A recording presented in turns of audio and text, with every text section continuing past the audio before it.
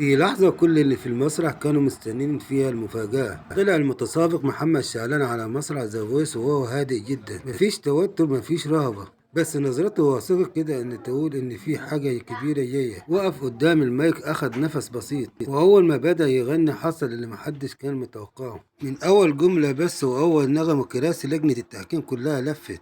والصدمة إن الموضوع موقفش هنا، بعد ثواني قليلة الكرسي التاني لف والكرسي التالت لف، كأنهم متفقين إن الصوت ده مينفعش يتساب لحظة واحدة. محمد شعلان عمل حاجة نادرة جدا، إن خلى لجنة التحكيم كلهم يلفوا في لحظة واحدة، وده ما بيحصلش غير لما يكون الصوت استثنائي فعلا. صوته كان مليان إحساس يخش القلب على طول، فيه قوة تخليك تندهش وهدوء يخليك تركز في كل كلمة يقولها. تحكمه في الطبقات كانت منبهر، كأنه مغني محترف مش بس مجرد متسابق صغير. لجنة التحكيم بدأت تبص لبعضها بانبهار، واحد يبتسم والثاني بيهز راسه بإعجاب، وفي عيونهم سؤال واحد: احنا قدام ايه ده؟ وكل ما يكمل غناء الأداء يعلى أكتر وأكتر، كأن بيقول لهم لسه ما شفتوش كل حاجة. والجمهور بدأ يتفاعل، تصفيق وحماس، ناس بتبص لبعضها ومش مصدقة اللي بيحصل على المسرح. ولما خلص حصل الانفجار، تصفيق جامد، ووقفوا وهتفوا باسمه. لجنة التحكيم بدأت تتكلم، وكل واحد فيهم عايزه بأي طريقة. واحد يقول له: انت صوت نادر جدا،